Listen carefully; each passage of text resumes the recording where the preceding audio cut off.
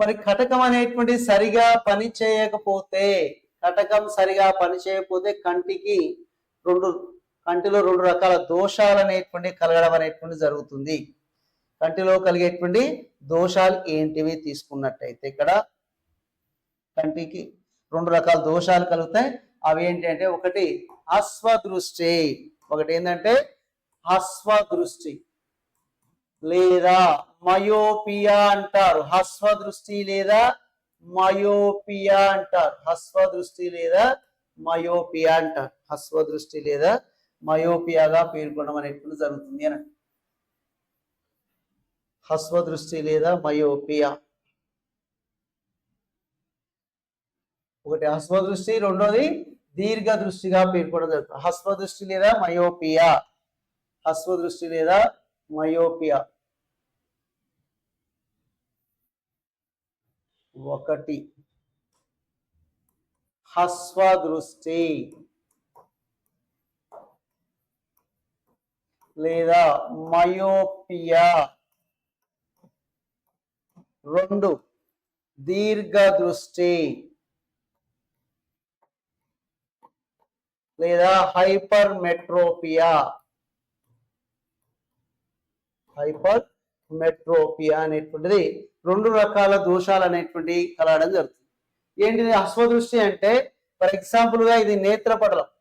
కటకం సరిగా పనిచేస్తే ప్రతిబింబం అనేటువంటిది నేత్రపటలం మీద ఇలా తలకిందులుగా పడుతుంది. కానీ కటకం సరిగా పని చేయనప్పుడు నేత్రపటలానికి, ఇది నేత్రపటలము, నేత్రపటలము లేదా రెటీనా, ఈ నేత్రపటలానికి ముందు పడుతుందండి ప్రతిబింబం. ఇది ప్రతిబింబము అనుకుందాం. ప్రతిబింబం ఏదైనా ప్రతిబింబం అంటే ఏదైనా వస్తువు లేదా ఒక మనం చూసేటువంటి వస్తువు, అది ప్రతిబింబం. అంటే మన కంటిలో ఉండే ఈ కటకం సరిగా పనిచేసుకో ఇక్కడ పడుతుంది, నేత్రపటలం మీద ప్రతిబింబం ఇలా పడుతుంది. కానీ ఈ కటకం అనేటువంటి సరిగా పనిచేయకపోతే మనకు ఏమైతే ఈ కటకం అనేటువంటిది, ఈ కటకం ఉంది, కటకం అనేటువంటి సరిగా పనిచేయకపోతే నేత్రపటలానికి ప్రతిబింబం ముందు ఏర్పడుతుంది. ముందు ఏర్పడితే ఏమవుతుంది? దగ్గరగా ఉన్న వస్తువులు కనిపించి దూరంగా ఉన్న వస్తువులు కనిపించకపోయే దృష్టి లోపాన్నే అశ్వదృష్టి అంటారు. అశ్వదృష్టి లేదా మయోపియా అంటే ఏంటి అంటే కటకం సరిగా పనిచేయనప్పుడు నేత్రపటలానికి ప్రతిబింబం ముందు ఏర్పడినట్లయితే దగ్గరగా ఉన్న వస్తువులు కనిపించి దూరంగా ఉన్న వస్తువులు కనిపించవు. అది అశ్వదృష్టి అంటారు. అంటే ఈ అశ్వదృష్టిని నివారించడానికి కంటిలో వాడే కటకం ఏది అంటే పుటాకార కటకం అని. పుటాకార కటకం అనేటువంటిది వాడడం అనేటువంటిది జరుగుతుంది అని, అది అశ్వదృష్టి. మరి దీర్ఘదృష్టి అంటే ఏది అంటే మనకు కటకం సరిగా పనిచేయనప్పుడు నేత్రపటలానికి ప్రతిబింబం వెనక ఏర్పడినట్టయితే అప్పుడు దూరంగా ఉన్న వస్తువులు కనిపించి దగ్గరగా ఉన్న వస్తువులు కనిపించకపోయే దృష్టి లోపాన్ని ఏమంటారంటే దీర్ఘ దృష్టి లేదా హైపర్ మెట్రోపియా అంటారు. అంటే కటకం సరిగా పనిచేయనప్పుడు నేత్రపటలానికి ప్రతిబింబం వెనక ఏర్పడినట్టయితే దూరంగా ఉన్న వస్తువులు కనిపించి దగ్గరగా ఉన్న వస్తువులు కనిపించకపోయే దృష్టి లోపాన్నే ఏమంటారంటే దీర్ఘ దృష్టి లేదా హైపర్ మెట్రోపియా అంటారు. దీన్ని నివారించడానికి కంటిలో వాడే కటకం ఏంటంటే కుంభాకార కటకం. కుంభాకార కటకం అనేటువంటి వాడడం అనేటువంటిది జరుగుతుంది అని. ఇది మనకు రెండు రకాల కటకం సరిగా పనిచేయకపోతే కలిగేటువంటి దృష్టి లోపాలు రెండు. మరి కంటికి వచ్చేటువంటి వ్యాధులు, కంటికి మనకు జనరల్ గా తీసుకున్నట్టయితే విటమిన్ ఏ లోపిస్తే వచ్చే వ్యాధులు ఉంటాయి.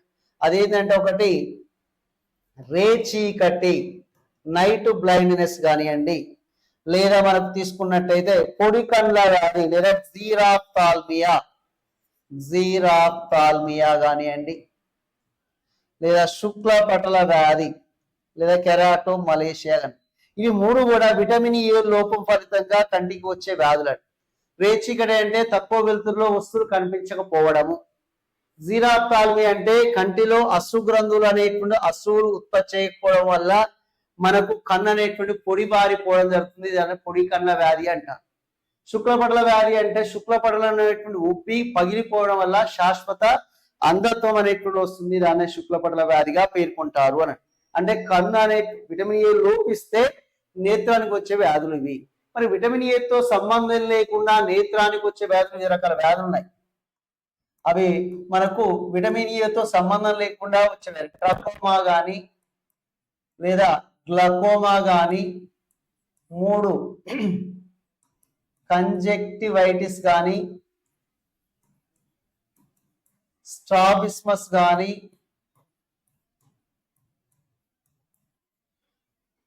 ముఖ్యంగా ట్రకోమా జీకే పర్పస్ ట్రకోమా లేదా ట్రాకోమా లేదా గ్లకోమా అనేటువంటి వ్యాధి మనకు ఏ అవయవానికి వచ్చును అని ఇస్తాడు, లేదా నేత్రానికి వచ్చే వ్యాధి వాళ్ళు ఏది అని ట్రకోమా గ్లకోమా అని ఏదో ఒకటి ఇస్తూ ఉంటాడు.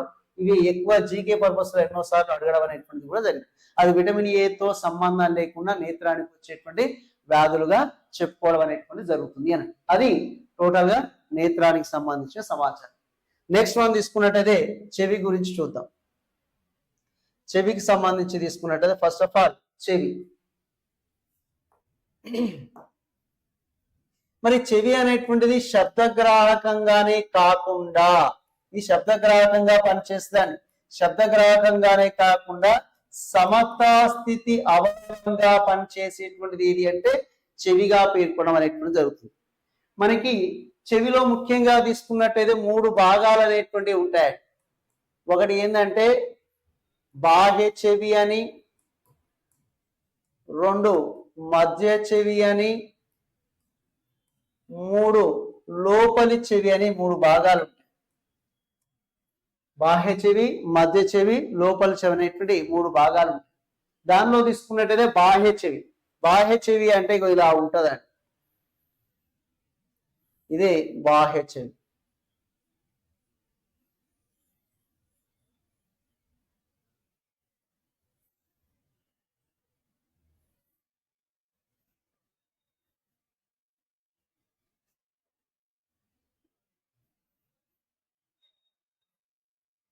ఇది బాహ్య చెవి.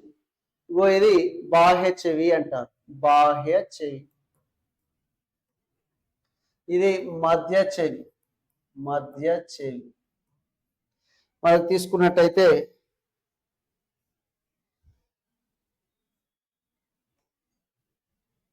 ఇది లోపలి చెవి.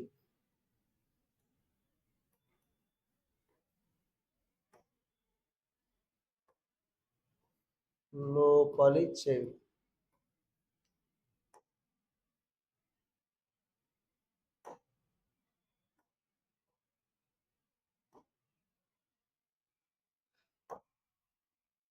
ఇది లోపలి చెవి.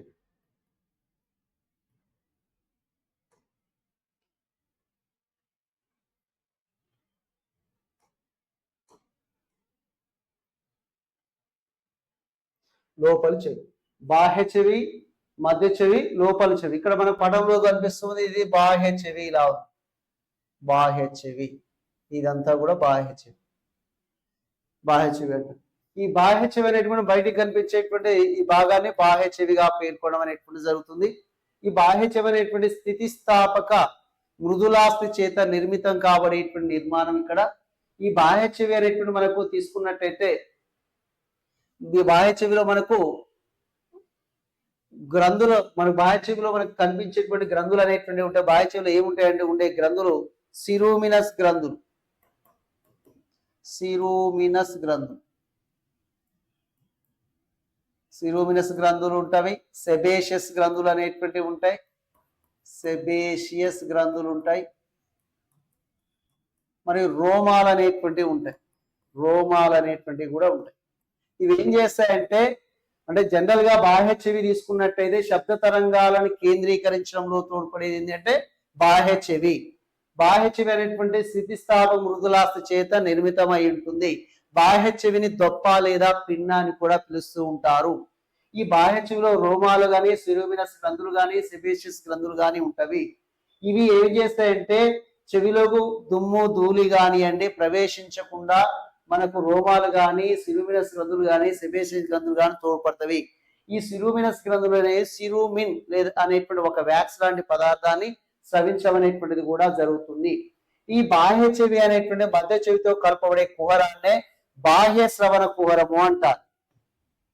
బాహ్య శ్రవణ కుహరము అంటారు, లేదా ఆడిటరీ మీటస్ అంటారు. ఆడిటరీ మీటస్ అని కూడా పిలుస్తారు. బాహ్య చెవిని మధ్య చెవితో కలపబడే కుహరాన్నే బాహ్య శ్రవణ కుహరముగా పేర్కొనబడేటువంటి జరుగుతుంది అని.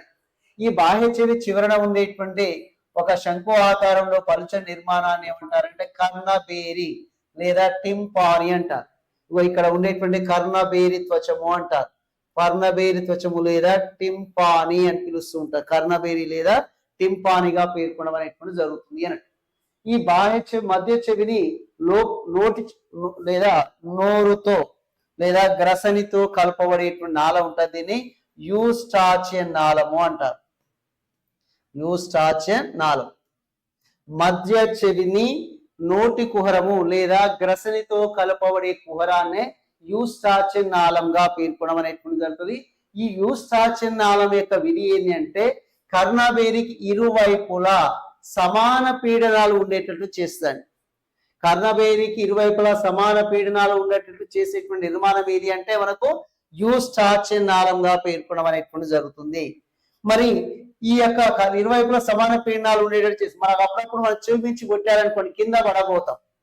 అంటే ఇక్కడ ఏమవుతుంది, ఇక్కడ పీడనం ఎక్కువైతుంది, ఇక్కడ తక్కువ అవుతుంది. దానివల్ల మనకు చెవులు అనేటువంటి కనిపిస్తాయంటే కనిపించవు. అదే సమయంలో కింద పడబోతాం అంటే మనం చెప్పుకున్నాం సమతాస్థితి అవయవం శబ్ద గ్రాహకంగానే కాకుండా సమతాస్థితిలో కూడా తోడ్పడుతుంది చెప్పుకోవడం జరిగింది అని. అంటే యూస్టాచియన్ నాళం అనేటువంటిది కర్ణబేరికి ఇరువైపులా సమాన పీడనాలు ఉండేటట్లు చేస్తుంది. ఈ పలుచని శంకు ఆకారంలో ఉండే కర్ణబేరి యొక్క వెలుపలి భాగం చర్మంతోనూ లోపలి భాగం శ్లేష్మ స్తరంతోనూ కూడి ఉండడం అనేటువంటిది జరుగుతుంది అని. ఆ తర్వాత వచ్చినట్టయితే నెక్స్ట్ వన్ తీసుకుంటే మధ్య చెవి. ఈ మధ్య చెవిలో 3 ఎముకలు అనేటువంటివి ఉంటాయి. అవి ఒకటి ఏంటి అంటే మాలియస్, రెండోది తీసుకుంటే ఇంకస్, మూడోది తీసుకున్నట్టయితే స్టెపిస్. మాలియస్, ఇంకస్, స్టెపిస్ అనేటువంటి 3 ఉంటాయి. వాటిని తెలుగులో తీసుకున్నట్టయితే కూటకము అంటారు, దాన్ని దాగలి అంటారు, దీన్ని కర్ణాంతరాస్తి అంటారు. ఇవి 3 ఎముకలు అనేటువంటి ఉంటవి అని. ఈ 3 ఎముకలు అనేటువంటి తీసుకున్నట్టయితే ఇక్కడ ఇది సుత్తి ఆకారంలో, ఇది పట్టెడ ఆకారంలో, ఇది అంకవన్య ఆకారంలో ఉండడం అనేటువంటి జరుగుతుంది అని. 3 కూడా వరుసగా ఇది ఒకటి మాలియస్ మనం తీసుకున్నట్టయితే మాలియస్, ఇంకస్, ఒక గొలుసు మాదిరిగా అమరి ఉండడం అనేటువంటిది అమరి ఉంటుంది అని. ఈ యొక్క కూటకం యొక్క తలభాగం దాగిలితోను, కూటకం యొక్క తలభాగం దాగిలితోను, దాగిలి భాగం అనేటువంటి కర్ణాంతరాస్తోనూ ఉంటుంది. కర్ణాంతరాస్తి అనేటువంటిది అండాకార కిటికీ వద్ద మనకు తెరుచుకోవడం అనేటువంటిది కూడా జరుగుతుంది అని. అయితే బాహ్య చెవి ద్వారా వచ్చే శబ్ద తరంగాలు మనకు కర్ణబేరి, మాలియస్, ఇంకస్, స్టెపిస్ ద్వారా లోపలి చెవిలోకి ప్రయాణించడం అనేటువంటిది జరుగుతుంది. ఇప్పుడు నెక్స్ట్ వన్ తీసుకున్నట్టయితే లోపలి చెవి.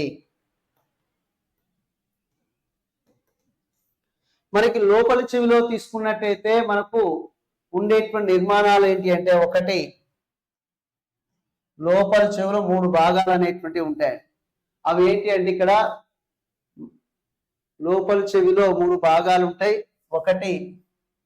2 భాగాలు ఉంటాయి. ఒకటి అస్థి గహనము మరియు త్వచా గహనం అనే 2 భాగాలు ఉంటాయి. అస్థి గహనము, త్వచా గహనం అనేటువంటి 2 భాగాలు ఉంటాయి.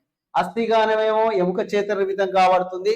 త్వచా గహనమేమో ఇక్కడ త్వచం చేత నిర్మితం కాబడేటువంటిది త్వచా గహనంగా పేర్కొనడం అనేటువంటిది జరుగుతుంది అని. మనకు ఈ యొక్క అస్థి గహనంలో తీసుకున్నట్టయితే ఉండేటువంటి నిర్మాణాలు ఏవి అంటే ఇక్కడ ఒకటి అస్థి గహనంలో మనకు తీసుకుంటే ఇక్కడ అస్థి గహనము, ఈ అస్థి గహనంలో ఉండేటువంటి నిర్మాణాలు ఏంటంటే ఒకటి మనం తీసుకున్నట్టయితే కర్ణావర్తము లేదా కాక్లియా, కర్ణావర్తము లేదా కాక్లియా అనేటువంటిది. Next one అర్ధవర్తుల కుల్యలు, అర్ధవర్తుల కుల్యలు. 3 తీసుకున్నట్టయితే వెస్టిబ్యూల్,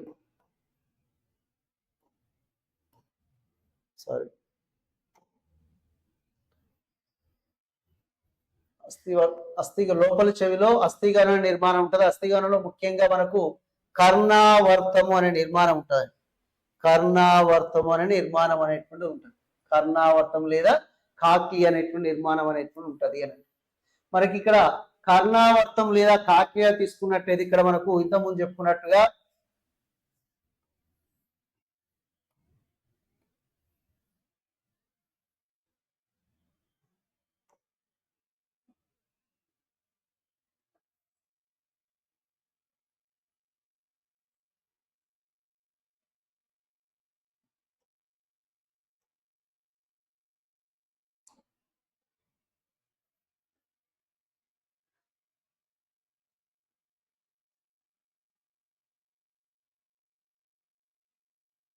ఇక్కడ మనం తీసుకున్నట్టయితే లోపల చెవిలో మనకు ఇక్కడ కనిపిస్తుంది కర్ణావర్తము అంటారు.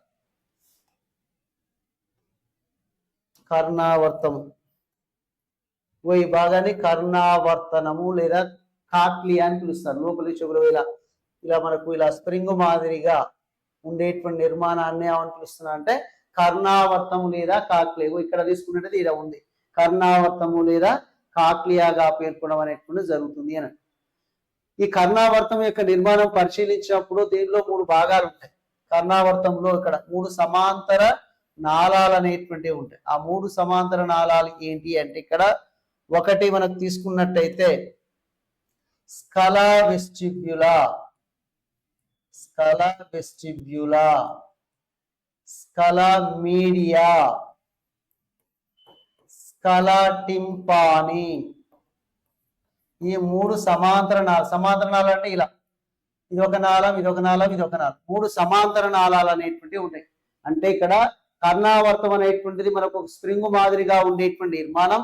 దీనిలో 3 సమాంతర నాళాలు, ఇదొక సమాంతర నాళం ఇదొకటి 3 సమాంతర నాళాలు అనేవి ఉంటాయి.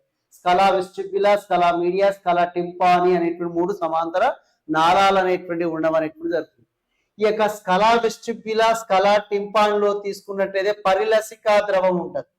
పరిలసికా ద్రవం లేదా బహిర్లసిక అంటారు. బహిర్లసికా ద్రవం. స్కలా మీడియాలో తీసుకున్నట్టయితే అంతర్లసిక, అంతర్లసిక లేదా ఎండోలింఫ్ అంటారు. ఎండోలింఫ్ అనేటువంటిది ఉంటుంది. అంతర్లసిక లేదా ఎండో. ఇక్కడ 3 సమాంతర నాళాలు అనేటువంటిది. ఇదొకటి సమాంతర నాళం ఇదొక సమాంతర నాళం ఇదొక సమాంతర నాళం. ఇది స్కలా వెస్టిబ్యులా, ఇది స్కలా మీడియా, ఇది స్కలా టింపాని అని 3 నాళాలు ఉన్నాయి. 3 సమాంతర నాళాలు అనేటువంటి. ఈ స్కలా వెస్టిబ్యులా, స్కలా మీడియాలో దీనిలో ఉండేటువంటి ద్రవం పరిలసికా ద్రవం.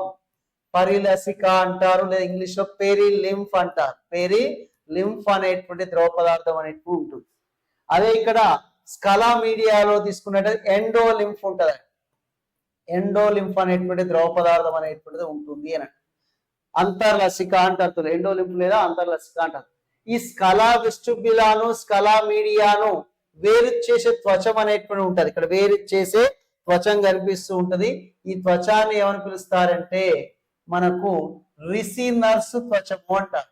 రిసినర్స్ త్వచం దేని వేరు చేస్తుంది?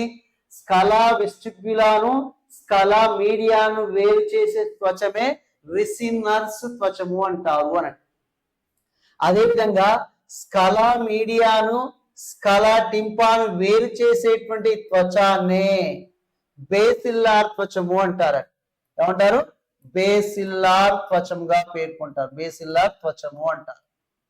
స్కలా మీడియాని స్కలా టింపాని వేరు చేసే త్వచమేమో బేసిల్లార్ త్వచం. స్కలా మీడియాని స్కలా టింపాని స్కలా వెస్టిబ్యులాని వేరు చేసే త్వచానేమో రిసినర్స్ త్వచంగా పేర్కొనడం అనేటువంటిది జరుగుతుంది అని. అది అదే విధంగా మనకు తీసుకున్నట్టయితే ఈ యొక్క బేసిలార్ త్వచంలో కర్టి అంగం అనేటువంటి ఉంటుంది. ఇక్కడ కనిపిస్తుంది. ఇక్కడ దీన్ని ఏమంటారంటే కర్టి అంగము అంటే అతి సూక్ష్మ నిర్మాణం. చెవిలో అతి సూక్ష్మ నిర్మాణం ఏంటంటే ఆర్గాన్ ఆఫ్ కర్టి అంట లేదా కర్టి అంగంగా పేర్కొనడం అనేటువంటిది జరుగుతుంది అని. అది 3 సమాంతర నాళాలు అనేటువంటివి ఉంటాయి. మరి చెవిలో సమతాస్థితి అంగం ఏది అంటే వెస్టిబ్యులర్. చెవిలో సమతాస్థితి అంగం ఏది అంటే ఏం చెప్పాలి? వెస్టిబ్యుల్ గా పేర్కొనడం జరుగుతుంది. ఈ వెస్టిబ్యుల్ అనేటువంటిది సమతాస్థితి అవయవం. దీనిలో మనం చెవిలో మనం తీసుకున్నట్టే పై భాగంలో ఆ వెస్టిబ్యూల్ పై భాగంలో 3 అర్ధవర్తుల కుల్యలు, గోనిక, పేటిక అనే నిర్మాణాలు ఉంటాయి. ఈ పేటిక గోనికని కలిపి ఆటోలిత్ అంగము అని పిలుస్తారు. అంటే శాక్యుల్ని యూట్రిక్యుల్ని కలిపి ఎవరు పిలుస్తారంటే ఆటోలిత్ అంగంగా పేర్కొనడం అనేటువంటిది జరుగుతుంది అని. ఈ యొక్క 3 అర్ధవర్తుల కుల్యలు అనేటువంటివి ఉన్నాయని చెప్పుకున్నాం. ఈ 3 అర్ధవర్తుల కుల్యలు కూడా రెండేమో నిలువుగా ఉంటాయండి, రెండేమో నిలువుగా ఉంటాయి, ఒకటేమో అడ్డంగా ఉండడం అనేటువంటిది జరుగుతుంది. అంటే లంబకోణంలో అమరి ఉండడం అనేటువంటిది జరుగుతుంది అన్నట్టు. ఈ అర్ధవర్తుల కుల్యలు తీసుకున్నట్టయితే నిలువుగా ఉండేటువంటి అర్ధవర్తుల కుల్యల యొక్క ఆధార భాగంలో తీసుకున్నట్టయితే మనకు ఉండేటువంటి నిర్మాణాన్ని కలశిక అంటే ఆధార భాగంలో ఉండేటువంటి ఈ నిర్మాణాన్ని ఏమని పిలుస్తారంటే కలశిక అంటారండి. ఈ నిర్మాణాన్ని ఏమని పిలుస్తున్నారంటే కలశిక అంటారు. ఈ భాగాన్ని ఏమని పిలుస్తున్నారంటే కలశికగా పేర్కొనడం అనేటువంటి జరుగుతుంది అని. ఇది కలశిక అంటారు. ఈ కలశిక యొక్క లోపలి భాగంలో ఉండేటువంటి నిర్మాణాన్ని ఏమంటారంటే క్రిస్టా ఆంపుల్లారిస్ అంటారు. క్రిస్టా ఆంపుల్లారిస్ అంటారు. దీన్ని ఏమని పిలుస్తున్నారంటే ఇలా మనకు ఆరెంజ్ కలర్ లో ఉన్నదని క్రిస్టా ఆంపుల్లారిస్ గా పేర్కొనడం అనేటువంటిది జరుగుతుంది అన్నట్టు. అదే విధంగా తీసుకున్నట్టు క్రిస్టా ఆంపుల్లారిస్ లో మనకు ఉండేటువంటి రోమాలు అనేటువంటివి ఉంటాయి. ఇలా దీనిలో రోమ కణాలు అనేటువంటివి ఉంటాయి. ఈ రోమ కణాలు అనేటువంటి ఏం చేస్తాయంటే తల భ్రమణ దిశను గుర్తించడంలో తోడ్పడతాయండి. ఏం లేదండి, 3 అర్ధవర్తుల కుల్యలు ఉంటాయి, రెండేమో నిలువుగా ఉన్నాయి, ఒకటి అడ్డంగా ఉండి లంబకోణంలో అమరి ఉన్నాయి. మరి నిలువుగా ఉండేటువంటి యొక్క ఆధార భాగంలో మనకు ఒక కలశిక అనేటువంటి నిర్మాణం ఉంటుంది. ఆ కలశికలో మనకు తీసుకున్నట్టే క్రిస్టా ఆంపుల్లారిస్ అనేటువంటి గట్టుల నిర్మాణం ఉంటుంది. ఆ క్రిస్టా ఆంపుల్లారిస్ లో మనకు రోమాలు అనేటువంటి ఉండవనేటువంటి జరుగుతుంది. ఈ రోమాలు ఏం చేస్తాయంటే తల భ్రమణ దిశను గుర్తించడంలో తోడ్పడడం అనేటువంటి జరుగుతుంది. అంతేకాకుండా మళ్ళీ నెక్స్ట్ మనం తీసుకున్నట్టయితే ఇంకా గోనిక, పేటిక ఈ రెండింటిని కలిపి ఏమని పిలుస్తారంటే ఆటోలిత్యంగం అంటారు. అదేవిధంగా 3 అర్ధవర్తుల కుల్యల్ని, గోనికను, పేటికని కలిపి మనకు వెస్టిబ్యులర్ పరికరాన్ని ఏర్పరచడం అనేటువంటి జరుగుతుంది. మరి గోనిక, పేటిక అనేటువంటి తీసుకున్నట్టయితే ఈ గోనిక దీని ఫర్ ఎగ్జాంపుల్ గా గోనిక అనుకున్నాం, దీని పేటిక అనుకున్నాం. ఈ గోనిక, పేటిక ముందు వైపు ప్రయాణించి ఒక గట్టులా నిర్మాణాన్ని ఏర్పరుస్తుంది, మాక్యులా అంటారు. గోనిక, పేటిక అనేటువంటి ముందు వైపు ప్రయాణించి ఒక గట్టులా నిర్మాణాన్ని ఏర్పరుస్తుంది, దాన్నే మాక్యులాగా పేర్కొనడం జరుగుతుంది. ఈ మాక్యులా అనేటువంటి గట్టు లాంటి నిర్మాణం ఏం చేస్తారంటే గరిబ నాభిని గుర్తించే గ్రాహకాలని కలిగి ఉంటుంది. అది మాక్యులా అనేటువంటి గట్టులాంటి నిర్మాణం అనేటువంటి గరిబ నాభిని గుర్తించే గ్రాహకాలు అనేటువంటి దానిలో ఉండవనేటువంటి జరుగుతుంది. మరి గోనిక అనేటువంటి దేహ నిలువు కదలికలను గుర్తించడంలో కానివ్వండి, పేటిక అనేటువంటి అడ్డు కదలిక దేహం యొక్క అడ్డు కదలికల్ని నియంత్రించడంలో తోడ్పడేది అంటే పేటికగా, దేహ నిలువు కదలికలను అయితే గోనిక అని, అడ్డు కదలిక అయితే పేటికగా పేర్కొనడం అనేటువంటి జరుగుతుంది. ఈ గోనిక, పేటికలు అనేటువంటిది రేఖీయ త్వరణంను మనకు రేఖీయ త్వరణంలో తోడ్పడేటువంటి నిర్మాణాలు ఏంటి అంటే గోనిక, పేటికగా పేర్కొనడం అనేటువంటిది జరుగుతుంది అన్నట్టు. అయితే ఇక్కడ మనకు ఏమని చెప్పుకున్నాం, ఇక్కడ మనకి 3 అర్ధవర్తుల కుల్యలు ఉంటే దానిలో స్కలా మీడియా, స్కలా టింపాని వేరు చేసేటువంటి త్వచం ఏది అంటే ఏమనుకున్నామంటే ఇక్కడ మనకు బేసిల్లార్ త్వచము అనుకున్నాం. ఈ బేసిల్లార్ త్వచం పైన మనం తీసుకున్నట్టయితే ఒక జ్ఞానగట్టు లాంటి నిర్మాణం అనేటువంటి ఉంటుంది. ఆ జ్ఞానగట్టు ఇది బేసిల్లార్ త్వచం అని. దీనిలో మనకు తీసుకున్నట్టు ఇలా కనిపించేటువంటి ఈ నిర్మాణాన్ని ఏమంటారంటే జ్ఞానగట్టు. దానిలో రోమ కణాలు అనేటువంటివి ఉంటాయి. ఇది రోమ కణాలు. ఈ రోమ కణాల పైన టెక్టోరియల్ త్వచం అనేటువంటిది ఉండడం అనేటువంటిది జరుగుతుంది అని.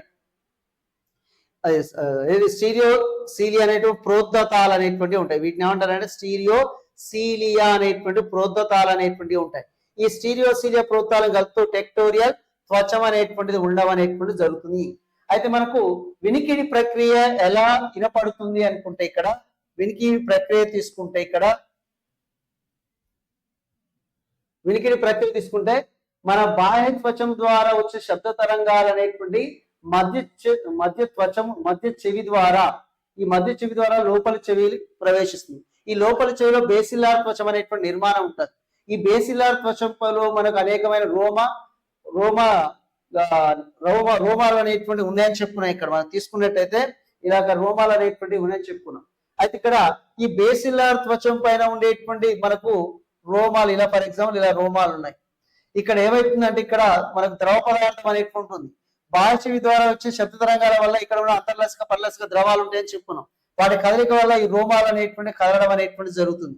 ఈ కదలిక వల్ల ఇక్కడ మనకు ఉన్నాయి శ్రీలోశీల ప్రోత్తాలు అనేటువంటివి ఉన్నాయి, టెక్టోరియల్ త్వచం అనేటువంటి ఒకదాని నుంచి ఒకటి పడడం ఫలితంగా మనకు ఒక్కొక్క దాని నుంచి ఒక నాడి బయలుదేరుతుంది. దీన్ని కర్ణావర్తన నాడి. ఈ కర్ణావర్తన నాడి ఎక్కడి సమాచారం తీసుకుపోతుంది అంటే మెదడుకు తీసుకుపోద్ది అని. అంటే మనకు బాహ్య చెవి ద్వారా వచ్చే శబ్ద తరంగాల వల్ల ఇక్కడ కదలికలు, ఈ ద్రవంలో కదలిక వల్ల ఈ రోమాలు అనేటువంటి కదలిక అనేటువంటి జరిగి అక్కడి నుంచి మన కర్ణావర్తన నాడి ద్వారా మెదడుకు సమాచారం అందచేయబడి మనం వినగలగడం అనేటువంటిది జరుగుతుంది అని. ఆ విధంగా మనకు వినిపించడం అనేటువంటిది జరుగుతుంది. ఇది మనకు తీసుకున్నట్టయితే చెవి యొక్క నిర్మాణం తీసుకున్నట్టయితే ఇది టోటల్ గా మనకు ముఖ్యంగా ఇంటర్మీడియట్ సిలబస్ లో ఉన్నటువంటి నేత్రం గురించి మరియు చెవికి సంబంధించిన ముఖ్యమైన అంశాలు అని.